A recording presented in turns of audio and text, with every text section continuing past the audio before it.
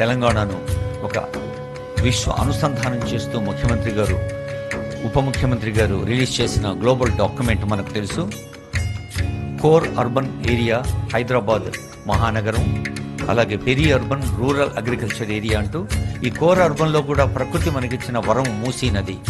ఈ మూసీని ఒక పరిశుభ్రమైన నీళ్లతో ప్రవహించేలా చేయటమే సంకల్పం. ఆ సంకల్పానికి అటు గణపతిని ఇటు గోమాతను పూజిస్తూ, అలాగే వీరభద్రుని పాదాలు కూడా ఉన్నాయి. వీరభద్రుని పాదాల చెంత పూజ సలిపి ఆ ఆలయం లోపలికి వెళ్తారు.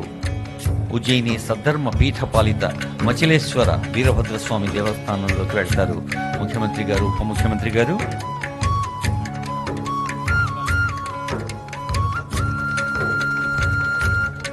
పాతరాతి యుగం నుంచి మనిషి వ్యవసాయం నేర్చుకున్నప్పటి నుంచి ఆవులకి, ఎడ్లకు మనకు ఉన్న బంధం మనకు తెలుసు.